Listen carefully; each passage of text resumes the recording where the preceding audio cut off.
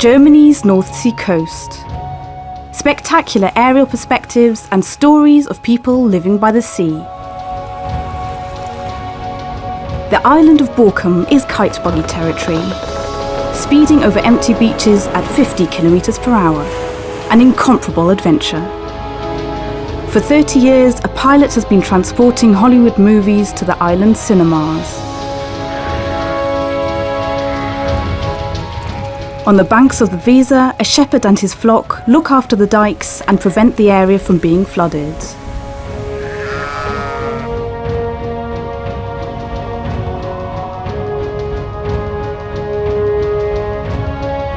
Our journey begins in Papenburg on the river Ems.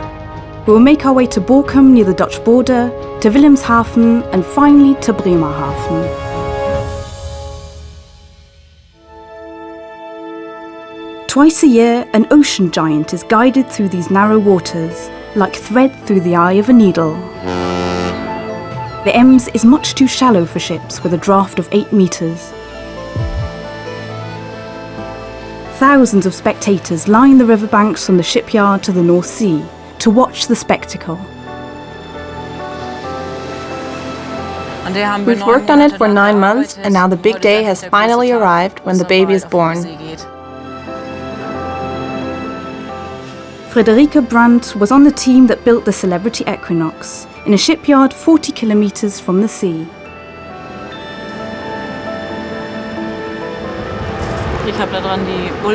I fitted the portholes, the stairs, doors and railings. We did a lot in the jacuzzi area.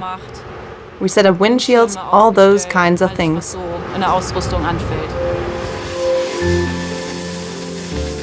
The Meyer shipyard has been in the same family for 6 generations. Today they specialise in cruise liners. Friederike is one of the first women in the shipyard of Papenburg. Also a sign that the times are changing. I'm very proud when a ship is launched because I was able to make my small contribution. I will always remember what I built into the ship, and I know those things will stay there. €500 million are being towed to the sea here. This ship has room for 2,800 passengers.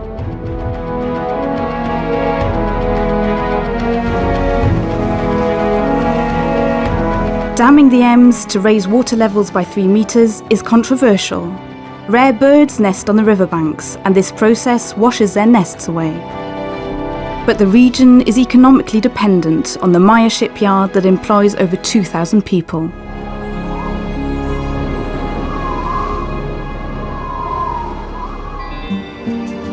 We make our way along the Ems from Papenburg towards the North Sea island of Borkum.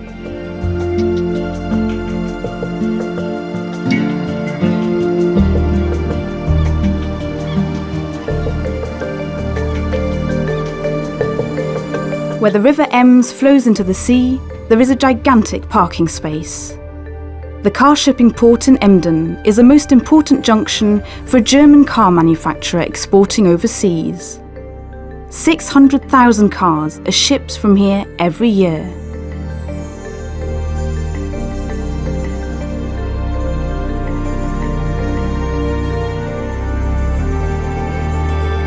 The East Frisian Islands are just a few kilometers from the mainland, lined up like a string of beads. The westernmost island is also the largest, Borkum.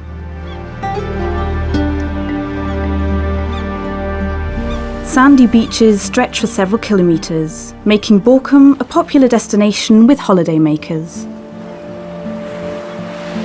The constant breeze attracts people looking for wind-powered adventures.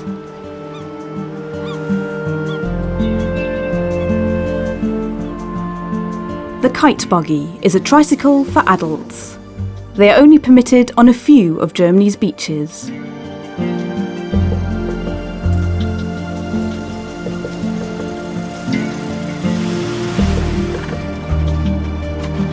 Every year in April, Brenda Vogel opens her shop. The season lasts until October.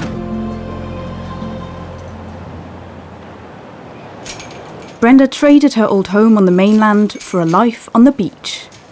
She teaches every sport involving wind and waves. Windsurfing, kite surfing, sailing and her personal favourite, kite buggy riding. Even as a teenager, Brenda dreamed of working by the sea. With her own surf shop, she has made her dream come true. For a long time, it was a holiday job. I was here during the summer holidays, and when I finished university, I had the option of taking over here. So that's what I did.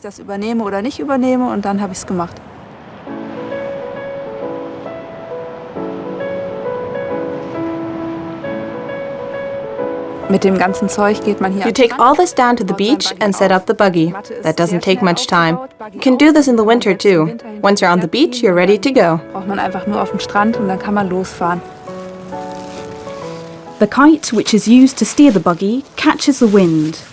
It shouldn't be too big because even in a stiff breeze, it can lift 2 grown men into the air, unless they know how to handle it.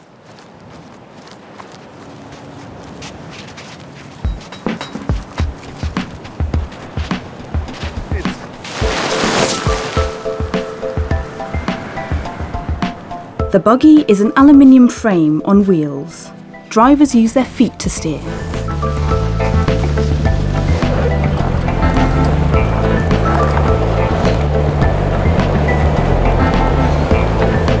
The fascination is the speed you can reach. You can really race across the beach, and that's what's so exciting.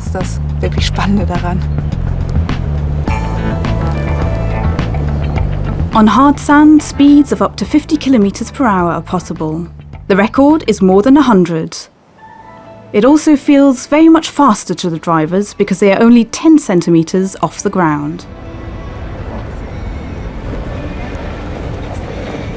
It always takes a moment for the kite above to react to your steering, because there are 24 meters of string between it and you. You need to learn to be patient and really wait for the kite to react to your signal. The kite buggy was invented in New Zealand in the 1990s. A man was annoyed about having to run after his kite, so he developed a vehicle which would drive him over the beach, pulled by the kite. Quickly, the invention spread over the world. Today, a kite buggy license is mandatory in most of Germany's driving ranges. In Brenda's school, you can take the driving test.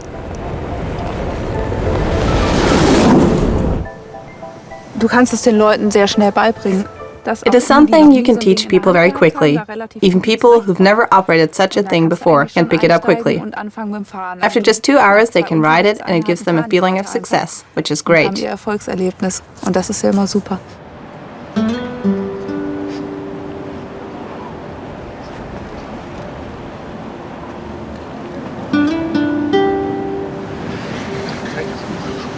Genau, laufen. Schwarz ziehen. For the beginner's course, Brenda chooses the smallest kite she has, so none of her pupils is swept away by the kite. Only those who have felt the wind's strength are aware of the dangers it bears and can use its power. You control the speed by letting the kite fly up and down, and you steer with the buggy. Some beginners like Julian get the hang of it after just half an hour. Others take hours to get to grips with the 4 ropes and to get a feeling for the forces involved.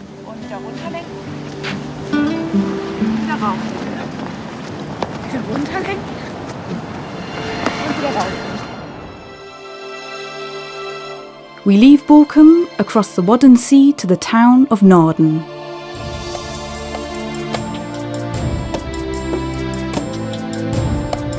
The island of Lutjehorn is on our way. From the air, it looks like an embryo. The only inhabitants are cormorants and other seabirds.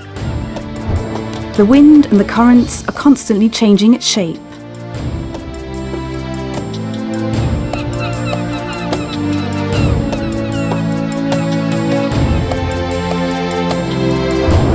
The lighthouse in Pilsum, one of the most popular spots for weddings in East Frisia.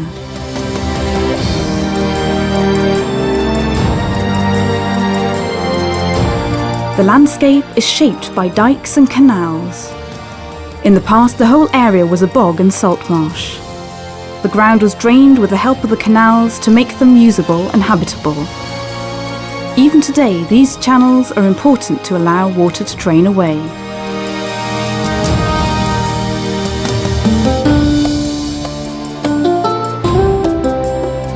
In the fishing village Grazing, the Dutch left a twin mill 300 years ago. Both mills are still in working order, but are used for other purposes. One of them is a bakery.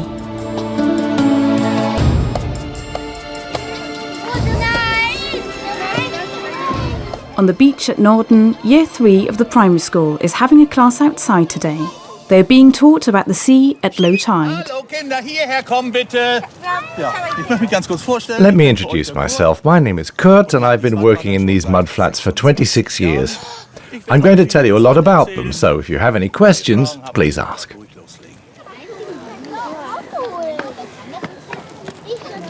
The sea retreats every 6 hours to reveal the mudflats.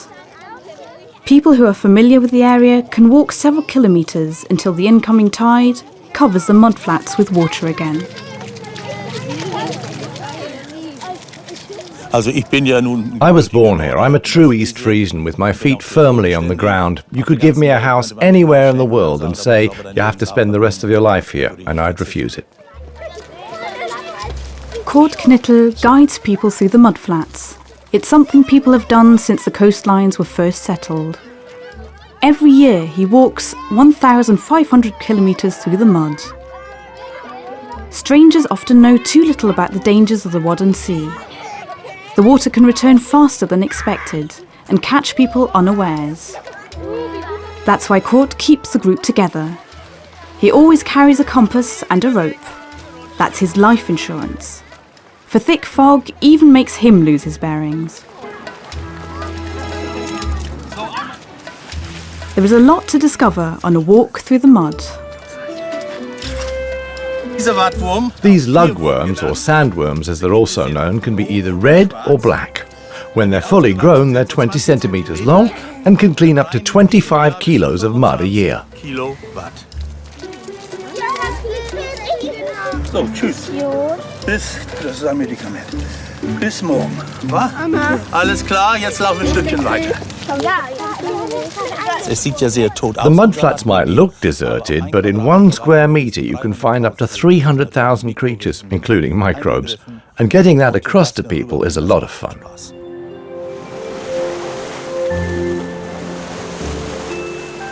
When the sea retreats, it uncovers an astonishing amount of life. Shells, snails and crabs inhabit the mud. Everywhere you can find the lugworms' piles. Strange beings emerge from the sand, like the king ragworm. It has 120 feet and 4 eyes. The cockle can bury itself in the sand and dig itself out again. It can even move around. Some of the creatures seem to come from another world. But that's no wonder, since every 6 hours their environment changes completely. This snail must be able to survive both underwater and on land.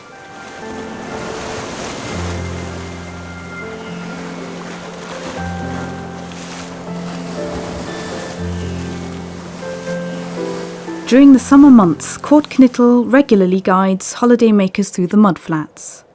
He loves the coast here. Even after years, his guests still recognise him. It doesn't matter where I go, people recognise me. Once I was spotted on a flight to South Africa. You here too, Kurt? When I went to Mallorca with my wife, so many people were coming up to me that eventually I had to take my hat off, so that then at least I was a bit more incognito.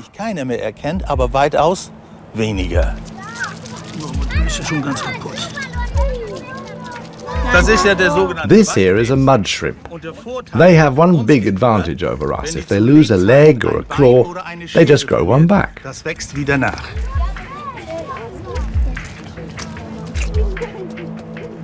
The North German Wadden Sea covers an area of around 8,000 square kilometres.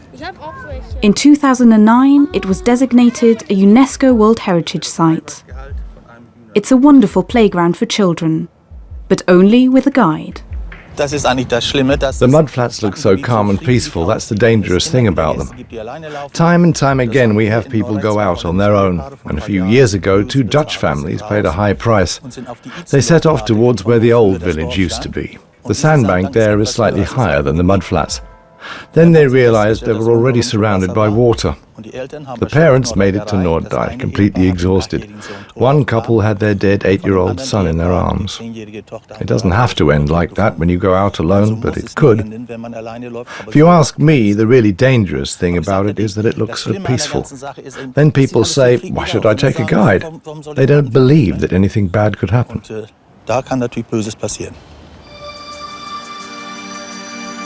The rhythm of the tides is determined by the moon. The gravitational forces it exerts cause the water to rise twice a day. This high tide follows the moon on its journey around the Earth. When the high tide has moved on with the moon, low tide arrives, revealing the sea floor. Aristotle couldn't have known this in 350 BC, but he developed this idea as a theory. On one of the countless sandbanks, seals are basking in the sun. There are 20,000 of them in the Wadden Sea.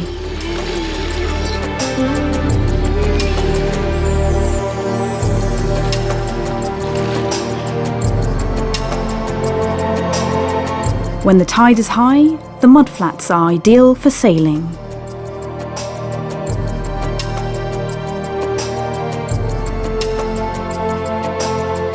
East Frisia was isolated for centuries.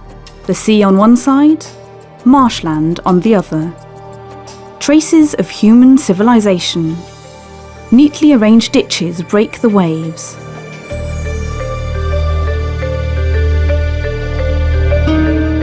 Over the centuries, a lot of land was lost to flood disasters.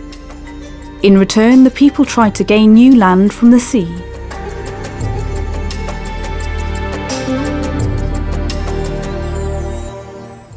Anke Zimmer is East Frisian, born and bred.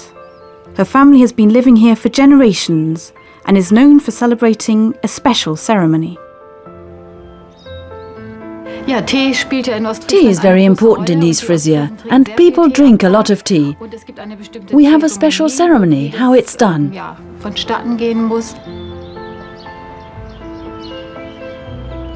Anke Zimmer initiates interested visitors in the ritual of the East Frisian tea break.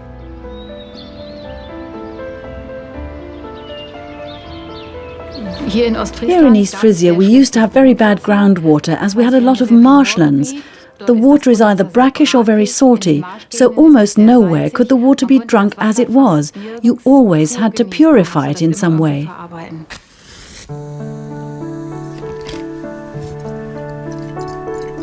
The average German drinks 250 grams of tea every year. The East Frisians drink about 10 times as much. This is even more than the British drink. Tea was brought to East Frisia by the Dutch, who sold tea from their colonies.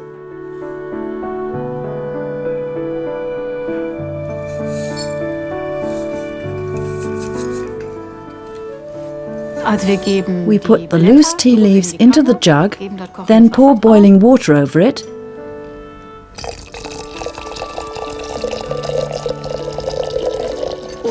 And let it brew for 4 minutes on a teapot warmer. Then we put rock candy into the cups, and after 4 minutes, we pour the tea into the cups. The rock candy used is another East Frisian specialty. It is gained by the slow crystallization of concentrated sugar. For 3 weeks, a kluntje, as rock candy is called here, has to grow. Then it has the perfect size. It dissolves very slowly and unfolds its sweetness cup after cup.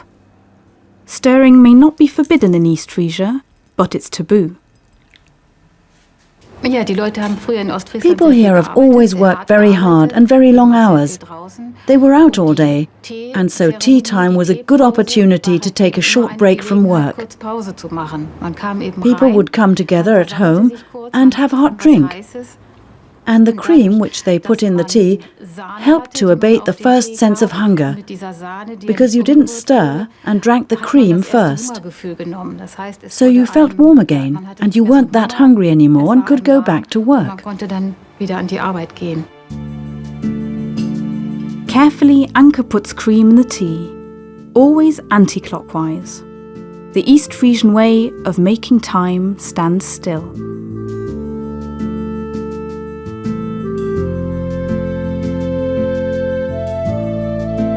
Tea has to be drunk in 3 sips, say the East Frisians. Every sip has its own taste. First the satiable cream, then the bitter tea, and finally, almost like a dessert, the sweet sugar. 3 cups of tea have remained tradition.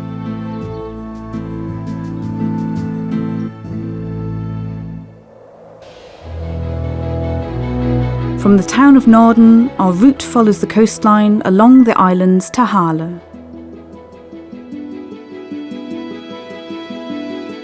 When the sea retreats, it leaves patterns in the sand.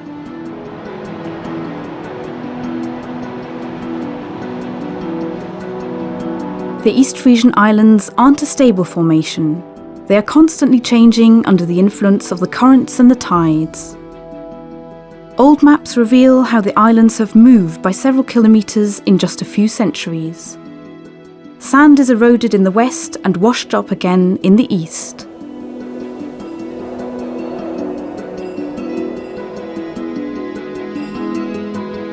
The island of Wangerooge moved eastwards by its entire length in only 300 years.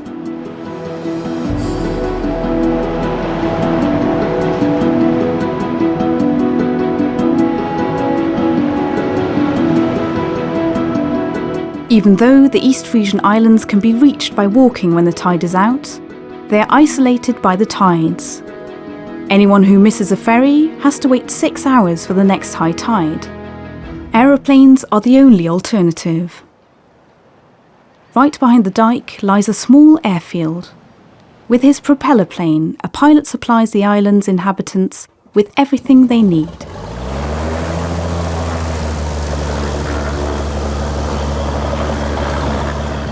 We started out with one small wooden hut, 8 meters by 8 meters. Then we built a petrol station. After that, we demolished the wooden hut and replaced it with a permanent building. So all this has grown over time. 3 times a week, Jan Luppen-Brunsummer goes on a very special mission. In metal boxes, the pilot transports films to the island cinemas. From action films, dramas, comedies to children's movies, Brunsummer transports everything and opens up a window to the world for the islanders.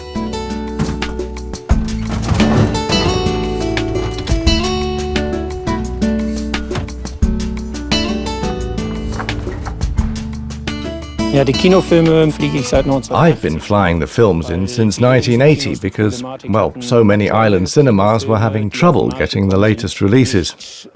Often they'd get them so late that no one was interested in seeing the films anymore. So the islands got together and said, we can show these films for several weeks and share them around.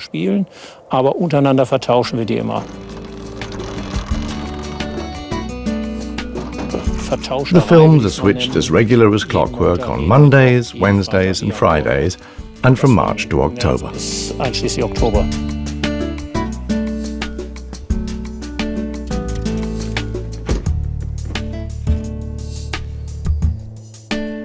For his regular supply flights, Jan Luppen-Brunsummer employs several pilots, but he likes flying the films himself, just for fun.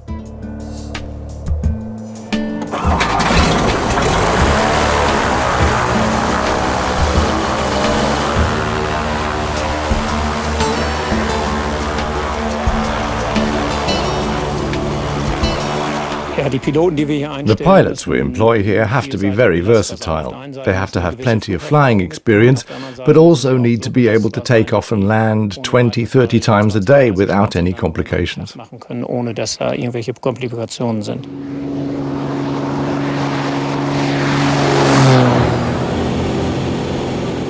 Today he is setting off on a 700-kilometre trip in a Cessna. He has scheduled it to take 5 hours.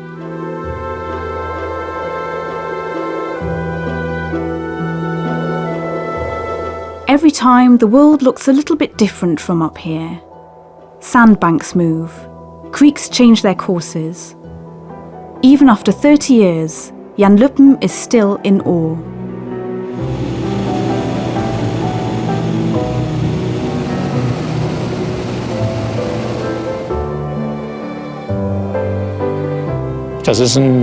I'm lucky to have this job, and I enjoy every single flight. It's wonderful to see the sun on the mudflats and Heligoland on the horizon. Of course, there are days with rain and gales or bad visibility. Then you just have to pull yourself together and fly just the same. Müssen wir uns dann einen Riemen reißen und dass wir dann die Flüge trotzdem durchziehen.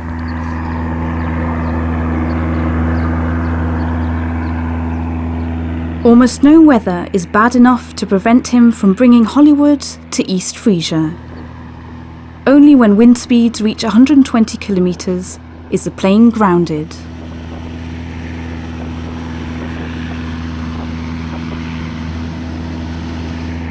Tarmac, grass or cobblestone, Jan Luppen can handle anything.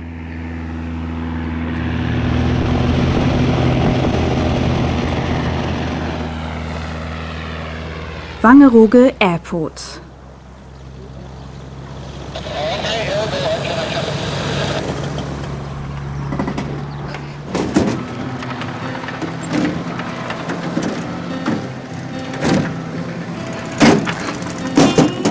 Jan Luppen is being expected by the director of the local movie theatre. He is eager to see which films are brought this time. Mr. Bean? Mr. Bean? Jo. Wat heb je dan nog? Dat is een stormvloed. To some, the film reels seem like relics from ancient times. Both movies, Mr. Bean and Stormtide, are classics. And on the islands, they are evergreens. Es sind inzwischen einige Kinos dabei. A few cinemas have started putting up dishes to get their films by satellite. So I think this will peter out over the next 5 or 10 years. 5 bis 10 Jahre ausläuft, vielleicht nicht. Not immediately, because older films will still be transported on celluloid, but at some point I'll probably reduce it to once a week. Die älteren Filme, die werden nach wie vor auf Celluloid durch die Gegend befördert werden.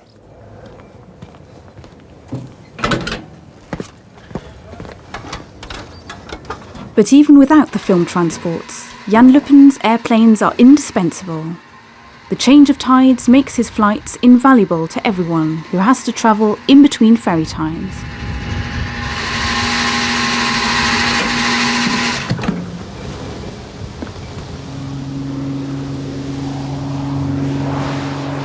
During the main season, the pilot delivers 1,200 movies a month. In winter, he has a lot of free time. Then, most cinemas are closed.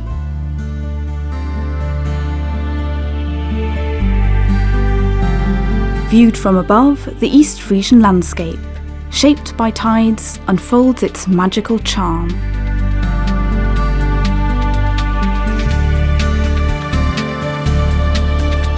Skirting the boundary between land and water with a horse buggy can be unforgettable.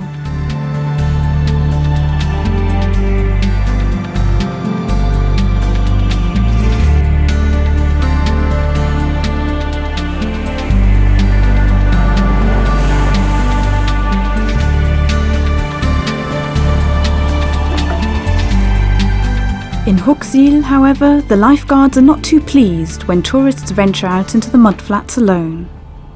Too often, something goes wrong, and suddenly human lives are in danger. Then the men have to get their lifeboats ready. They are often the last hope for those in danger.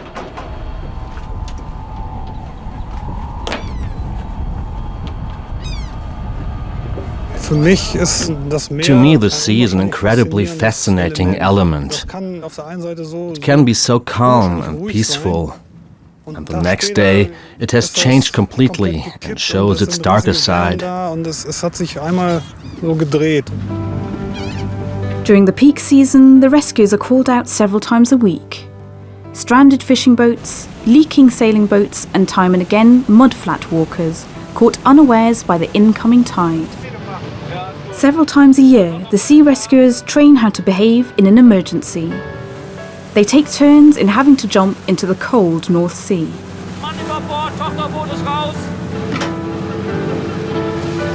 The daughter boat is specially designed to rescue people from the water.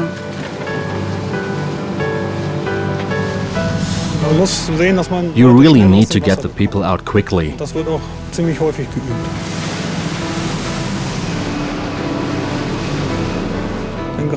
Even more so in the North Sea, where, even in summer, the temperature doesn't exceed 18 or 19 degrees.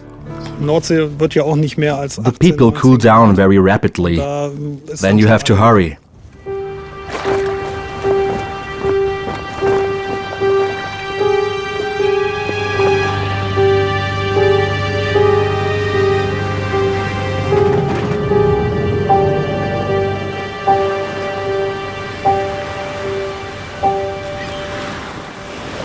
Sea rescuers need to be immune to seasickness. The sea is often very rough when they are out. While others steer towards the safe harbour, they have to leave it to accomplish their mission. His experiences on the sea have humbled Dirk Hennissen.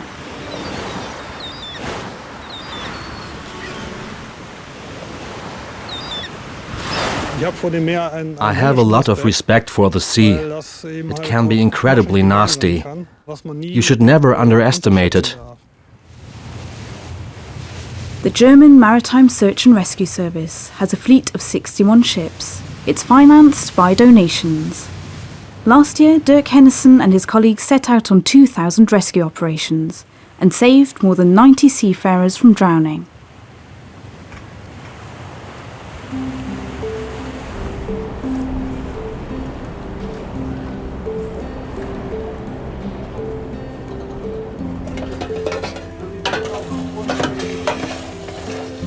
Two weeks a month, Dirk Hennissen and his two colleagues live together on the small ship.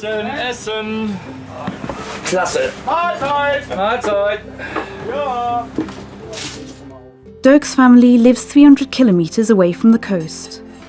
Once a month, he travels to the sea to assume his duty.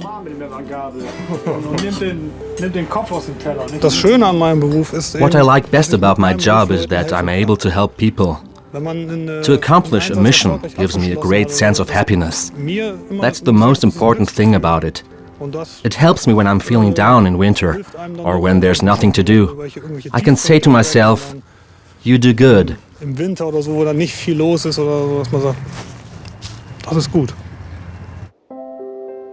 Wilhelmshaven is an important naval base. The landmark here is the 1907 Kaiser Wilhelm Bridge. It's 159 metres long, and at the turn of the last century, it was Europe's largest swing bridge. It detaches in the middle, and both sections turn when a ship needs to pass. Our journey takes us from Wilhelmshaven along the Jadebusen to Elsfleth, a short way up the River Weser. The Jadebusen, a wide bay, was formed in the Middle Ages after severe floods. In the middle is Arngast Lighthouse, which stands on a foundation of more than 100 wooden pillars.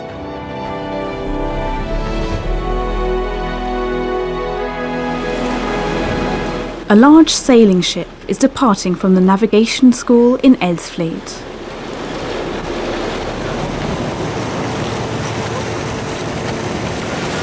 It takes several years of training to become a captain. Before they're allowed to set sail, the cadets are sworn in. It's relatively simple to steer a ship, but captaining one is relatively difficult. That's what you're going to practice here. I won't lift a finger. It's up to you now. Ole Plaat is in the 6th semester of his navigation degree here in Elsfleth. he and his fellow students have excellent prospects of getting a well-paid job after they graduate. I'd like to be a captain on a large multi-purpose vessel. The job interests me particularly because it's so diverse and you're always in different places you wouldn't normally get to see.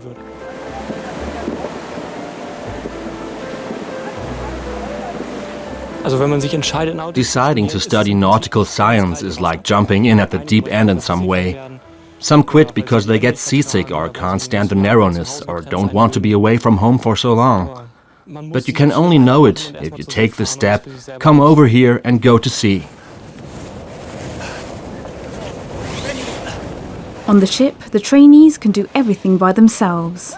An adventure playground for grown-ups. Rising up!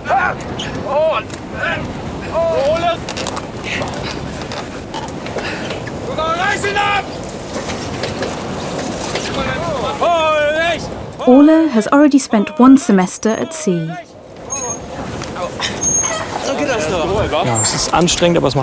It's tough, but also a lot of fun.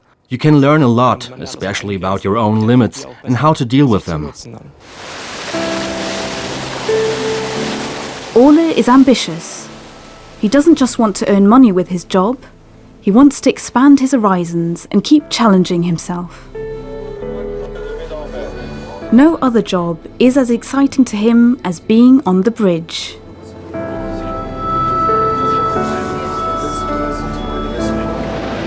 We're sailing past the container terminal in Bremerhaven.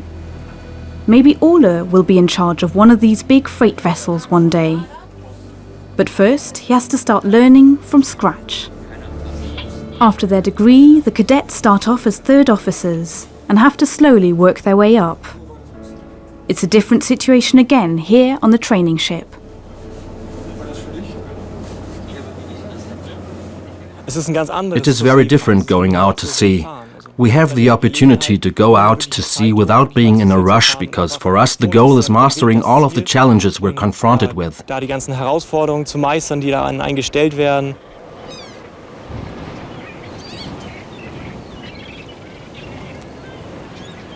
During his training, Ole will learn about modern navigation, but he has to master the ancient techniques as well. He has to be able to determine his position using a sextant and the stars. That way, he could still find his way home on the open ocean if his GPS was to fail.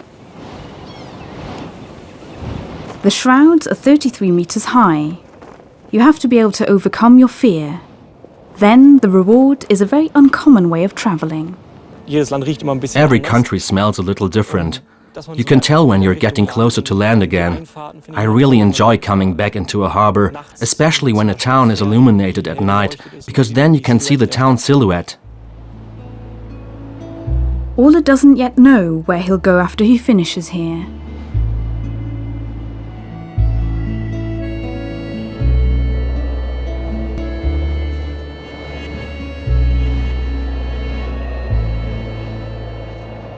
On the opposite shore, Klaus Hartmann is also occupied with traditional seafaring.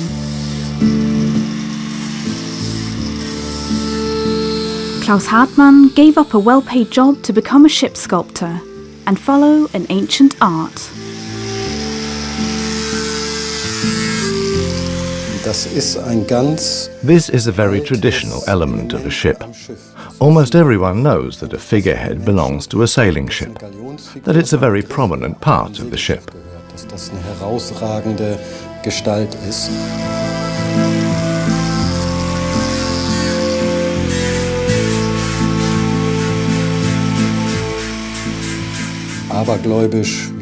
In the old days, like the Vikings and the Phoenicians before them, sailors were very superstitious and decorated their ships to pacify the gods and the forces of nature.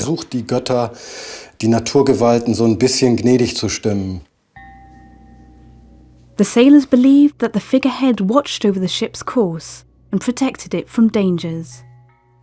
Mostly the figures are female and represent the ship's soul.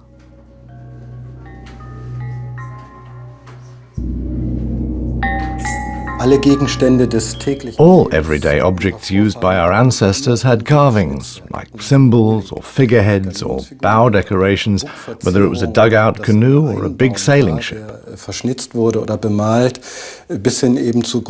ship was presented as a living thing.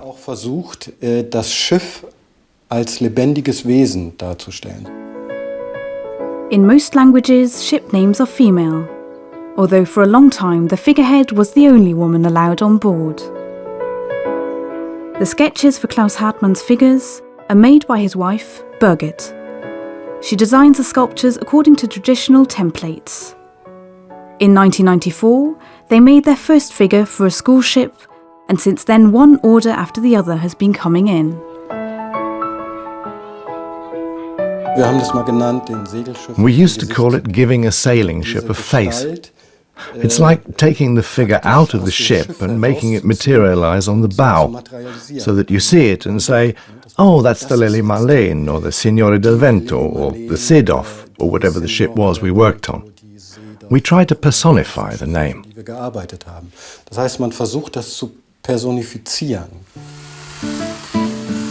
Hartmanns live by the river Weser, together with their children. Very often they see their sculptures passing by. According to Birgit's sketches, Klaus cuts the outline of a new figure out of a tree trunk with his chainsaw.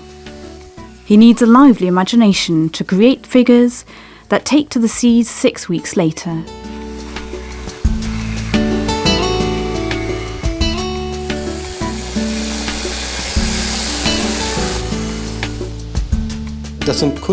They're works of art that we come across time and again. We usually know where the ships we've been working on are at the moment. The Royal Clippers in the Caribbean, the Signore del Vento is passing through the Suez Canal, the Lily Marlene somewhere in Malaysia. One's in Australia, one's in the USA. Another one ran aground recently in a gale. We never lose track of the ships we've worked on.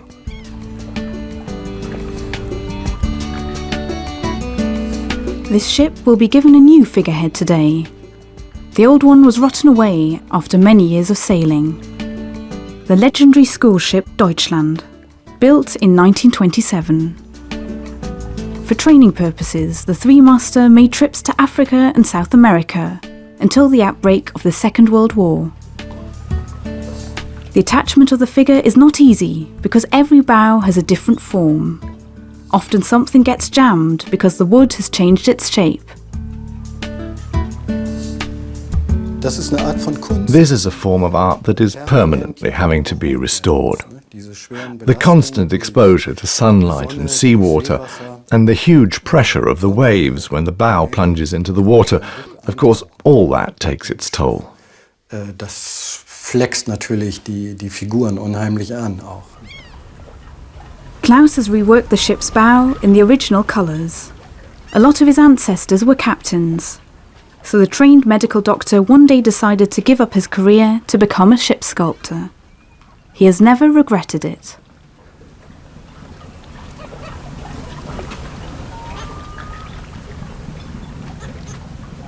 To carry this on, to be the next in a long line of ship sculptors, as they used to be called, over thousands of years, is a fantastic feeling. I'm upholding a tradition, but at the same time developing it to take it into the 21st century. It's a wonderful job. Es ist ein toller Job. Das ist das, was ich machen will. We're leaving Schwanewede up the river Weser towards Bremerhaven.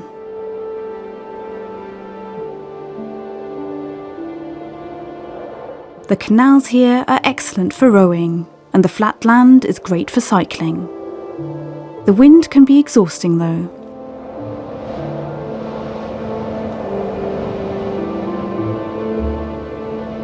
Just outside Bremerhaven is where Harald Nordmann lives, together with his wife Maria and hundreds of sheep. Fields and sheep as far as the eye can see. The animals aren't just kept for their wool and meat. There's still nothing better than a flock of sheep for stabilising the turf on the dike.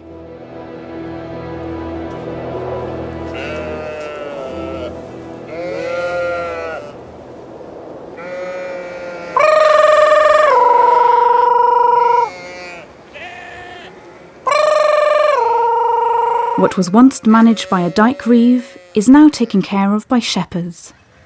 The sheep have very small feet and they run around a lot. That puts a lot of pressure on the ground, and this pressure compacts the turf evenly.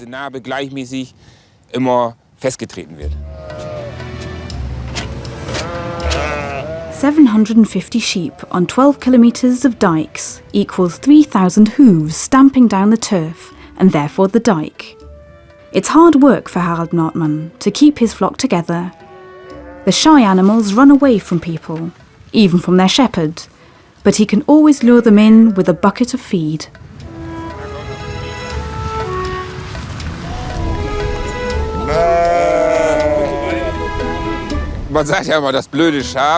People always say sheep aren't very intelligent, but that's simply not true. They're creatures of habit. All they think about is food. They want to eat, and when they're full, they're happy.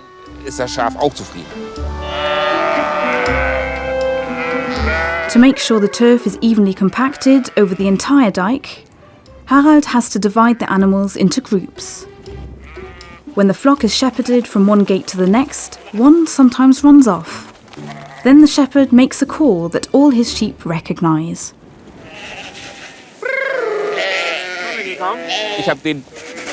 I took over this call from my predecessor. When I turn around and go brr, they respond.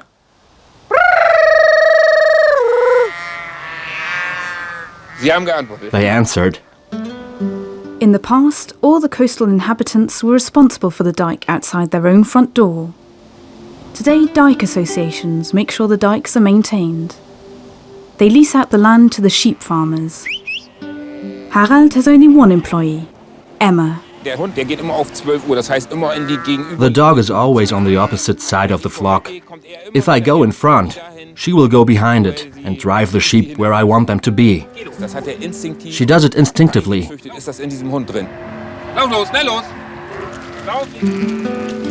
Today, the hooves of the sheep need to be cut.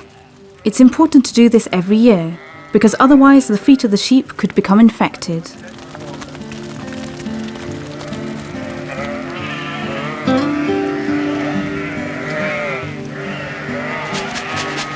The animals are still oblivious to what they are in for.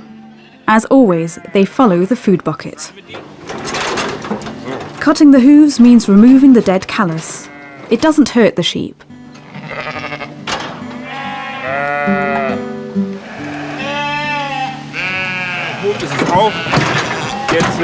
It can go back to the flock.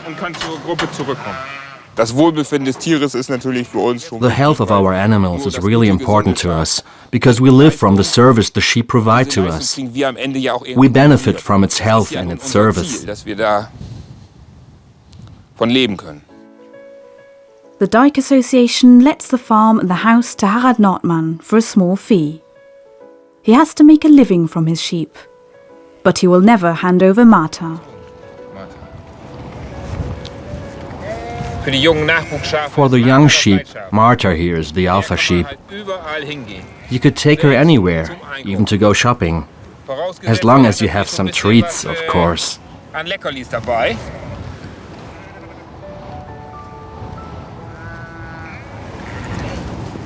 Sooner or later, all the sheep's lives end at the slaughterhouse.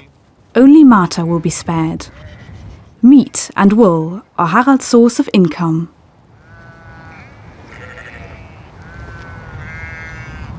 I have the best job in the world. I'm free, I'm outside. There are of course days which are not that great, but most really are. Opposite Harald's flocks is Bremerhaven. The port was founded in 1827. Today it's the longest container terminal in the world. The world's 15 largest container ships could dock here next to each other. They are unloaded by cranes and vehicles that look like creatures from a science fiction film. Like ants, they scurry through the depot. A straddle carrier like this can carry containers weighing up to 35 tons. Bremerhaven handles more containers than New York and Le Havre together. Hamburg is the terminal's biggest competitor in Germany. The two cities have been vying for each other's customers for years and try to assert themselves over the Dutch ports.